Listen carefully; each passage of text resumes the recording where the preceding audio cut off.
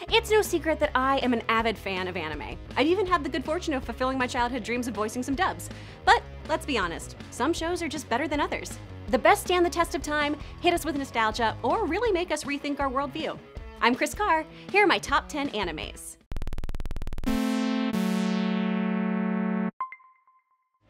Number 10, Sailor Moon. Okay, I'm starting with one of my personal favorites, but Sailor Moon was my gateway drug into anime. The girl power, the epic destinies, the rad 90s fashion, the constant eating. Oh, I eat onigiri on the reg just so I can look like Usagi. Instead, I look more like Mary Elizabeth Winstead let herself go, but that's besides the point. Damn you, Sailor Moon! Sure, the 90s dub was really confusing. Michiru and Haruka are cousins? Okay. And yeah, it came across a little Power Rangery with its Monster of the Week setup. But now we have an accurate dub. Plus, with the new Crystal series out, we have a true to manga series for diehard fans and newbies alike. Number 9, Pokemon. I'm gonna get shit for this one too, but we're celebrating 20 years of Pokemon, and I feel there's a reason for that. While the show might have essentially started out as a long-form commercial for the video and card game, it definitely blew up into something huge. I love the idea of mutual respect between humans and animals, and the idea that you can be rivals without being total dicks to one another. Unless you're Gary. Fucking Gary. Nah, Gary comes around too. With the 20th anniversary film around the corner, more adventure is on the way. I gotta say, I think it's fine that this reboot movie of The Adventures in Kanto doesn't feature Brock and Misty. They're gym leaders, man! Let them do their gym thing! Shouldn't we be more weirded out by this perpetually 10-year-old boy than who he's traveling with? Number 8, My Hero Academia.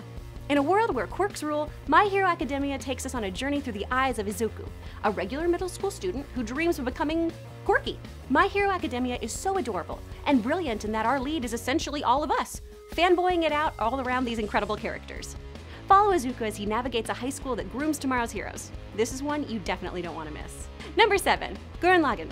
Set in the dystopian future where humans live underground in completely isolated villages, Gurren Lagann is the story of Superbro, Simone, and Kamina, and their life after they make it to the surface where they pilot insanely powerful mech suits and must battle beastmen in robots. If this came out in the early 80s, Hasbro would have made a mint. And they go to space. And then they kind of ruin all of space. Super fun stuff. Number 6, Paranoia Agent. Follow the trail of Lil Slugger in the anime Paranoia Agent.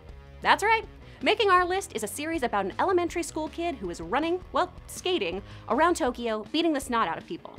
Specifically those in crisis. And really, he's not beating the snot out of people, he's just completely murdering them. Or is he? Oh, am I keeping this purposely vague so that you can watch this and make your own conclusions? Of course I am. Ultimately, the show is about fear, especially the fear that's spread and nurtured by a terrified community, acceptance of guilt, and sensationalism. So don't worry about your TV rotting your brain, worry about a small child beating it out of your skull. Number 5, Akame ga Kill, the Game of Thrones of anime. Akame ga Kill, this hyper-violent show has unexpected twists and gore galore. We follow Tatsume, a teenager who's on a quest with his friends to save his village. His buds get murdered, and he ends up joining the Night Raid. Basically a bunch of assassins who are out to end corruption in the capital by murdering everybody and aiding in the Revolutionary Army. If you want to make an omelet. Number 4, Soul Eater. Set at the Death Weapon Meister Academy, Soul Eater is the story of a school training fighters known as Meisters who are keeping the world from slipping into chaos. Epic fight scenes, kids fighting with crazy weapons, kids turning into crazy weapons. This show is nuts. I don't need to tell you more. You need to watch this. Kids are weapons! Number 3, Trigun.